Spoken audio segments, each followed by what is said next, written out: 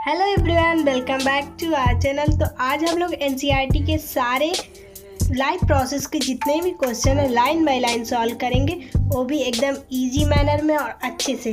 तो चलिए हम लोग अच्छे से इस वीडियो को स्टार्ट करते हैं और क्वेश्चन को देखते हैं। So the question is given, first 4 is MCQ, तो let's solve it. The kidney in the human being are a part of a system. बताना हमें किडनी जो हमारे ह्यूमन बीइंग का वो किस सिस्टम का पार्ट है। तो पहला हमें क्या गिवन है, न्यूट्रिशन, रेस्पिरेशन और एक्सक्रीशन और ट्रांसपोर्टेशन। जैसे कि पता है किडनी हमारा एक्सक्रीशन डन करता है, तो इसीलिए ये हमारा राइट आंसर हो जाएगा एक्सक्रीशन। चलिए हम लोग नेक्स्ट क्वेश्चन की तरफ बढ़ते हैं। So the next question is given, the xylem. Oh यार, ये कैसे यूज होगा, इसको इरेज करना है गाइस। हाँ, ये आ गया यहाँ से। पहले जाइलम इज गिवन, देखिए, the xylem in the plant are the responsible for the. Xylem जो होता है प्लांट किसके लिए रिस्पॉन्सिबल, हमें ये बताना है।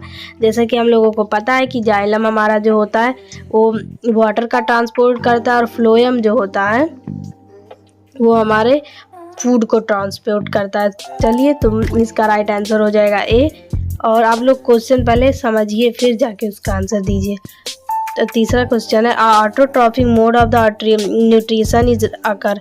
ऑटोट्रॉफिक मोड ऑफ न्यूट्रिशन किसमें अकर होता है? ऑटोट्रॉफिक वो होता है जैसे कि मेनली डन ऑटोट्रॉपिक में होता है फोटोसिंथेसिस का प्रोसेस। तो हमें देख लेना फोटोसिंथेसिस के प्रोसेस में क्या क्या यूज होता है। Carbon dioxide, chlorophyll, sunlight. तो जैसा कि हमें पता है इस प्रोसेस में सारी चीज़ें यूज होती हैं। तो इसका राइट आंसर जो होगा हमारा हो जाएगा हमारा right answer all of these. चलिए हम लोग नेक्स्ट क्वेश्चन पे बढ़ते हैं। So the next question, the breakdown of the pyruvate to give the carbon dioxide, water and the energy takes place. हमें बताना है पायरुवेट जो होता है एनर्जी रिलीज करता है। जब ये ईस्ट में होगा तो O2 प्लस CO2 को रिलीज कर देगा, एथाइल प्लस करेगा, और in the presence of oxygen in the mitochondria इसमें दिया है कार्बन डाइऑक्साइड और वाटर कब रिलीज करता है। तो ये एक चार्ट था जो C6 कार्बन को 3 पार्ट में डिवाइड किया था, आप लोगों को याद हो। तो जब कार्बन डाइऑक्साइड और वाटर रिलीज हुआ था तो हमारा माइटोकॉन्ड्रिया में था, जो due to presence of oxygen. तो चलिए देखते हैं हमारा नेक्स्ट क्वेश्चन क्या है। ये देखिए आगे हम, how are the fat digested in our body, where does the process takes place. Fat हमारे बॉडी में कहाँ डाइजेस्ट होता है और इसका प्रोसेस कहाँ पे होता है। तो जैसा कि हमें पता है हमारा स्मॉल इंटेस्टाइन जो होता है वहाँ पे सारे डाइजेशन का प्रोसेस कंप्लीट होता है। फिर उसके बाद से स्मॉल इंटेस्टाइन से ये जो हमारा डाइजेशन का प्रोसेस है वो आगे कंप्लीट होता है। तो पहले फूड स्टमक में आता है, जो स्टमक फूड को एसिडिक बना देता है due to presence of the HCl, और ये पैनक्रिया उसी टाइम पे पैनक्रियाटिक एंजाइम सिक्रीट करता है, जिसके कारण हमारे फूड जो होते हैं एल्कलाइन हो जाते हैं। और ये एल्कलाइन फूड को कौन करता है? Bile juice. बाइल जूस किससे सेक्रीट होता है? बाइल जूस देखिए हमारे लीवर से सेक्रीट होते हैं। और उसके आगे दिया है the upper parts of the small intestine. Small intestine का, ये स्मॉल इंटेस्टाइन हम बना दे रहे हैं इससे बीच में, ये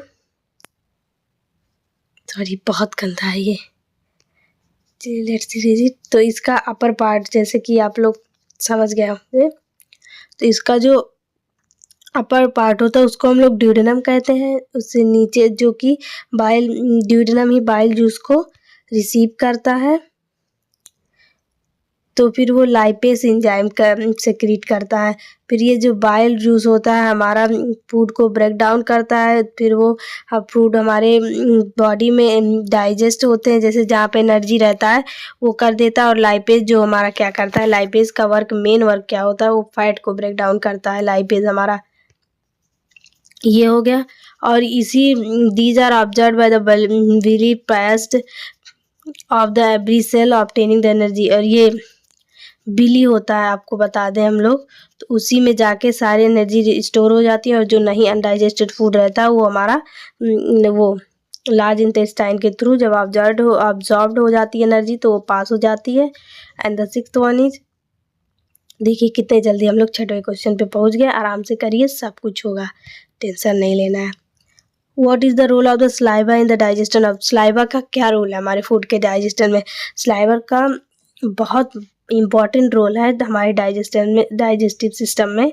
हम लोग ये देखते हैं पहले, role of saliva in our digestive system. ये जो होता है एंजाइम, स्लाइवरी एंजाइम जो सिक्रीट होता है वो हम लोग पहले देखेंगे, उसको हम लोग कहते हैं एमाइलेज।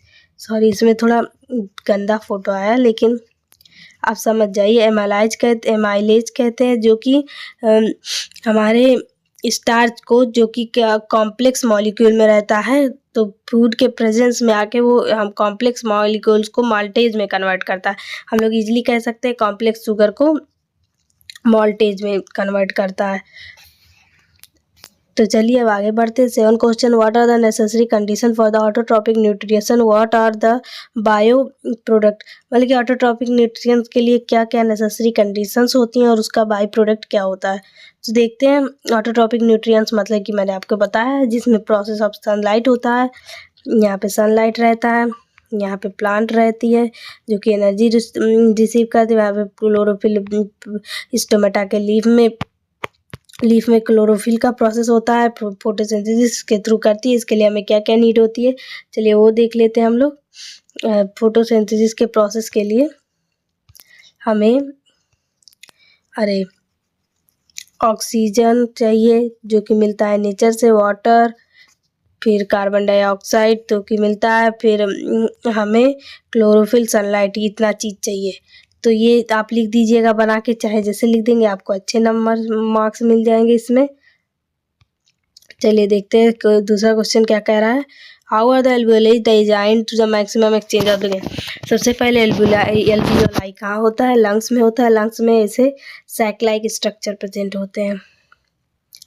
ऐसे जाता है लंग, जब डिवाइड होता है तब ऐसे एल्वियोलाई होता है। तो एल्वियोलाई हमारा क्या करता है, मेन वर्क जो है एल्वियोलाई का, वो गैसेस के एक्सचेंज में मदद करता है एल्वियोलाई हमारा। तो इसमें हम लोग पढ़ते हैं एनसीईआरटी क्या कह रहा है हमारा। एल्वियोलाई जो होता है एक साइक्लाइक स्ट्रक्चर होता है जो कि हमारे लंग्स में प्रेजेंट होता है, और ये एल्वियोलाई जो ब्लड कैपिलरी से सराउंडेड होता है।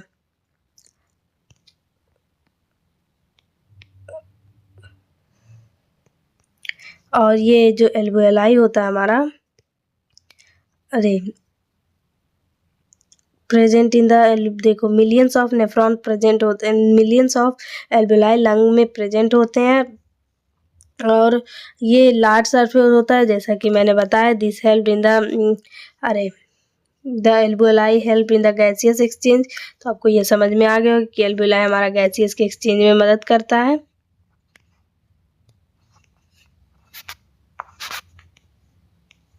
चलिए आगे देखते हैं, नेक्स्ट पेज का बात है हमारा। तो देखिए ये क्वेश्चन जो होता है एक बार दो बार पूछा भी जाता है, और ये पूछ भी सकते हैं, इसको आप इम्पोर्टेंट टिक कर लीजिए। चलिए रीड करते हैं। क्वेश्चन है हमारा, important, don't forget to it.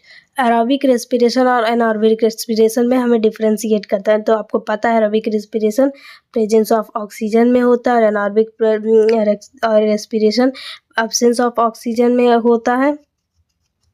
और ये जो होता है कंप्लीट ब्रेकडाउन ऑफ फूड करता है एरोबिक रेस्पिरेशन, क्योंकि जब ऑक्सीजन का प्रेजेंस रहेगा तो फूड का पूरा ब्रेकडाउन होगा, और जब ऑक्सीजन का प्रेजेंस नहीं होगा तो इसमें पार्शियल ब्रेकडाउन होता है, कम ब्रेकडाउन होता है, मतलब कि पूरी फूड ब्रेकडाउन नहीं होती है। और तीसरा पॉइंट क्या है, at end product of the carbon dioxide CO2, and इसका जो एंड प्रोडक्ट होता है वो कार्बन डाइऑक्साइड और H2O होता है। द एंड प्रोडक्ट अब मे बी के एथाइल एल्कोहल, इसमें CO2 या O2 होता है, इसमें क्या होता है एथाइल एल्कोहल होता है, C5H2H5 एथाइल एल्कोहल का फार्मूला होता है, इसमें ये होता है। और इसमें हमें क्या कह रहा है, चलिए देखते हैं। और it produce the considerable amount of the energy due to complete oxidation of, जब ऑक्सीजन का पूरा फूड का पूरा ऑक्सीडेशन होगा तो एनर्जी पूरी अच्छे से ऑब्टेन होकर हमारे बॉडी में आएगी, लेकिन जब पूरा एनर्जी का यूज ही नहीं होगा तो इनकम्प्लीट लेस एनर्जी हमें वो प्रोवाइड करेगी। तो चलिए हम लोग तीसरा क्वेश्चन आगे देखते हैं। मैं पूरा ब्रीफली एकदम एक्सप्लेन नहीं कर रही हूँ क्योंकि आपको ये रैपिड रिवीजन है, ये क्वेश्चन आ सकते हैं एग्जाम में, इसलिए ऐसे डायरेक्टली जो इम्पोर्टेंट पॉइंट है उसको बता रही हूँ। और फुल जो वीडियो मैंने एक्सप्लेन किया है वो मेरे चैनल पे होगा, अगर आप कहेंगे तो मैं पूरा फुल आपके लिए ज़रूर अच्छे से 30-4 मिनट का वन शॉट दे के दूँगी, जिसको आपको एग्ज़ाम में बहुत हेल्प मिलेगा। तो चलिए देखते हैं। What would be the consequence of the deficiency of the hemoglobin in our body? तो देखिए ये भी बहुत इम्पोर्टेंट है क्योंकि ये 2019 में आया है और ये पूछ सकता है। तो चलिए आंसर पढ़ते हैं मुस्कुराते हुए एकदम मस्त अच्छे से। Question is, so the answer is the deficiency of the haemoglobin in our body is called anaemia. जो हमारे हीमोग्लोबिन की डिफिशियंसी जब हमारे शरीर में हो जाती है तो उसको हम लोग एनीमिया कहते हैं। एनीमिया जो होता है हमारे ब्लड को सफिशिएंट अमाउंट ऑफ ऑक्सीजन नहीं प्रोवाइड कर पाता, जिसके वजह से रेस्पिरेशन में जब पूरी एनर्जी नहीं आएगी तो हमारी बॉडी अच्छे से रिस्पॉन्स नहीं करेगी और हीमोग्लोबिन की डिफिशियंसी हो जाती है तो पर्सन क्या वीक फील करेगा और lethargic will be unable to perform. और जो पर्सन में जैसे किसी भी पर्सन में हीमोग्लोबिन की डिफिशियंसी हो जाएगी, कमी हो जाएगी, तो वो पर्सन बहुत भारी भारी महसूस करेगा, उसे थकान लगेगा और जो physical work heavy physical work होता है वेट उठाने उससे बहुत दिक्कत होगी। तो ये होता है हीमोग्लोबिन। तो चलिए देखते हैं next question, double circulation necessary क्यों हमारे बॉडी में, तो उसको हम लोग देखेंगे। ये जो होता है ये देखिए बीच में हमारा पल्मोनरी वेन है, फिर यहाँ पे लेफ्ट एट्रियम लेफ्ट वेंट्रिकल आएगा, यहाँ पे राइट एट्रियम राइट वेंट्रिकल आएगा। तो सबसे जो लार्जेस्ट वेंट्रिकल होता है वो एरोटा होता है और लार्जेस्ट वेन जो होती है स्मॉलेस्ट होती है वो एरोटा होता है, ये कंफर्म करने पड़ेगा मुझे। ये जो लार्जेस्ट वेन होती है ये होती है हमारी वेना कावा, आपको ये याद रखना है। लार्जेस्ट वेन क्या होती है, वेना कावा होता है। क्या होता है, वेना कावा। इसमें छोटा थोड़ा लिखा रहा है तो इसलिए राइटिंग अच्छी नहीं हो रही। तो देखिए पल्मोनरी वेन्स मतलब पहले ऑक्सीजन एंटर करते तो लेफ्ट एट्रियम में जाता है हमारे, फिर लेफ्ट एट्रियम से होते लेफ्ट वेंट्रिकल में जाता है। ये पूरा ऑक्सीजनेटेड ब्लड है, को ऑक्सीजन लेते हैं तो ब्लड में वो मिलता है, उसके बाद के प्रोसेस। फिर ये हमारा आर्टरीज में जाएगा, फिर ये जब ऑल बॉडी आर्टरीज में जाएगा तो ये पूरे बॉडी में चला जाएगा। लंग भी इसको एक्सेप्ट कर लेगा, जब लंग सांस लेगा तो वो सांस छोड़ेगा, तो जब सांस छोड़ेगा तो ऑक्सीजनेटेड लेके डीऑक्सीजनेटेड छोड़ेगा तो वो बीन्स के पास जाएगा, फिर ये वेना कावा के पास जाएगा। वेना कावा के बाद राइट एट्रियम में जाएगा तो राइट एट्रियम से फिर राइट वेंट्रिकल पल्मोनरी फिर लंग्स जाएगा, या राइट एट्रियम से जाके यहाँ पे सिस्टमेटिक सर्कुलेशन करेगा। ये देखिए फिर यहाँ से जाके यहाँ से जाएगा, फिर यहाँ से करके फिर यहाँ से कंटिन्यू करेगा तो ऑक्सीजनेटेड ब्लड जो होता है हमारे बॉडी में आ जाता है, एंटर हो जाता है और डीऑक्सीजनेटेड ब्लड बाहर आ जाता है। तो चलिए देखते हैं इसमें बुक के लैंग्वेज में क्या दिया है।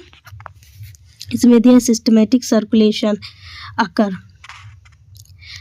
It supply the oxygenated blood from the left atrium to the left ventricle. जो ये मैंने जैसा कि बताया लेफ्ट एट्रियम से लेफ्ट वेंट्रिकल को ये ब्लड सप्लाई करता है और इसको पंप कौन करता है, एरोटा हमारा पंप करता है इसको।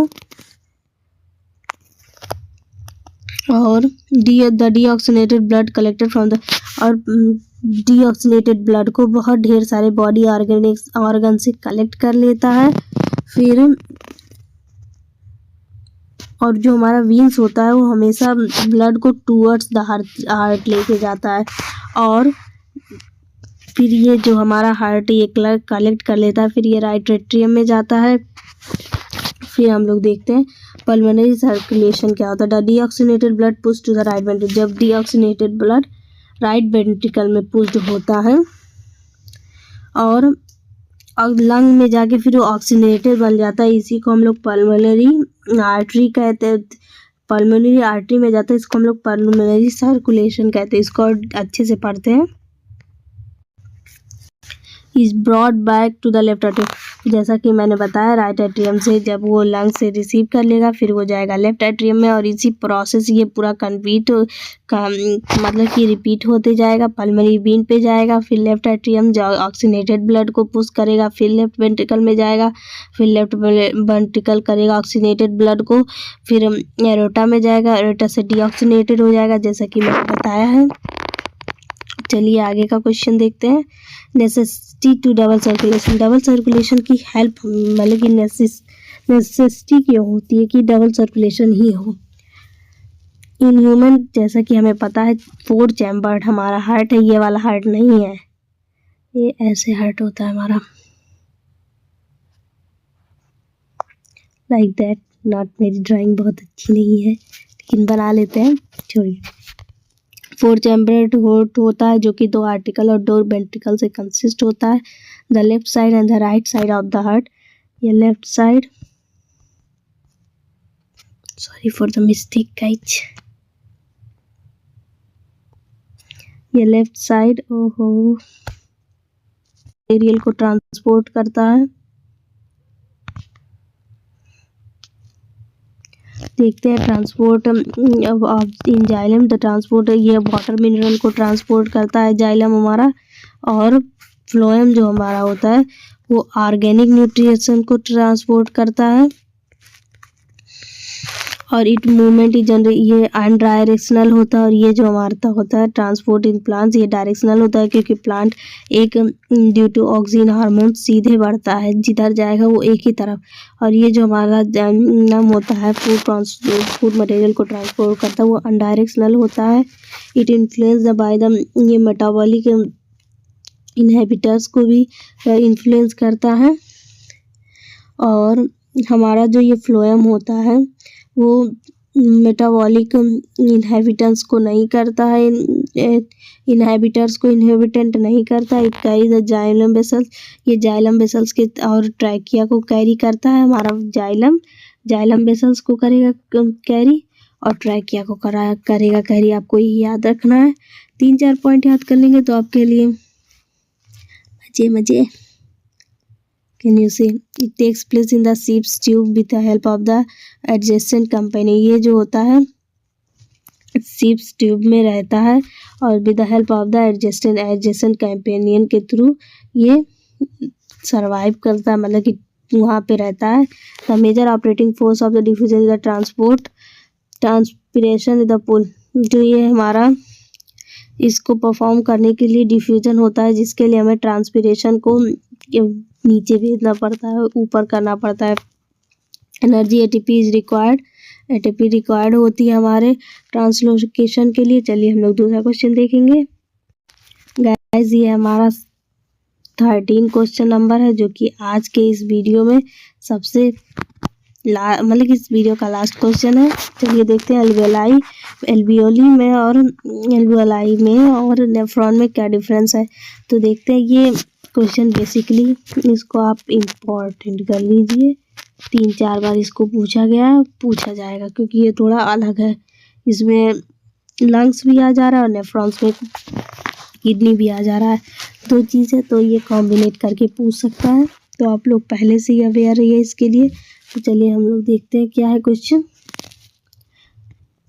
क्वेश्चन हमारा कि डिफरेंस एल्वियोलाई और नेफ्रॉन में डिफरेंस करना है। तो एल्वियोलाई जो होता है पॉच सैक लाइक स्ट्रक्चर होता है, और ये हमारा नेफ्रॉन्स होता है लॉन्ग ट्यूब लाइक स्ट्रक्चर होता है, ऐसे होता है। मैं नेफ्रॉन्स का मॉडल बता रही हूँ, ऐसे करके रहता है कि जो नेफ्रॉन्स के अंदर का वो बता रही हूँ। और दिया है हमको द वॉल ऑफ द जो एल्वियोलाई की वॉल होती है वो बहुत थिन होती है एज कंपेयर टू नेफ्रॉन्स में जो होती है वॉल्व नहीं होती है, वॉल्व होती है, लेकिन वो जो होता है वो नेफ्रॉन्स पता है हमें। 52 कैप्सूल हम लोगों ने पढ़ा होगा, जो कि 2 कंपोनेंट से मिलके बना होता है, कैप्सूल और ट्यूब्यूल से। तो 52 कैप्सूल ACP और DCT को के थ्रू अपना वर्क करता है। इसका होता है तीसरा पॉइंट देखते हैं, alveoli are surrounded by the thin blood capillary.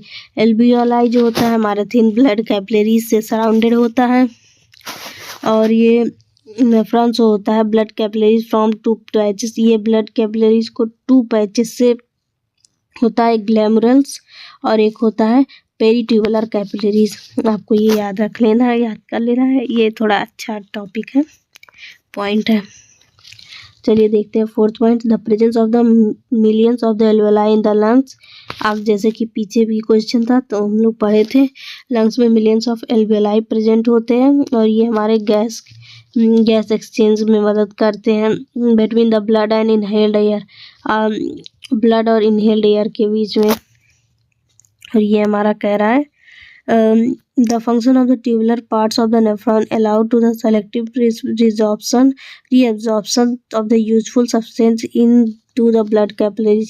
ये जो होता है ट्यूबुलर होता है, लाइक स्ट्रक्चर होता है नेफ्रॉन, जो कि सेलेक्टिव चीज़ों को केवल एब्जॉर्ब करने में मदद करता है ब्लड कैपिलरीज, ताकि सभी चीज़ें जब वो यूट्रस से हमारे यूरिनरी ब्लैडर से जब फिल्टर होके आता है, जो से पहले तभी वो करता है, ना कि अनफिल्टर्ड या अनवांटेड चीज़ों को ये डाइजेस्ट नहीं करता। आई होप को आपको ये सेशन अच्छा लगा, so don't forget to like and subscribe.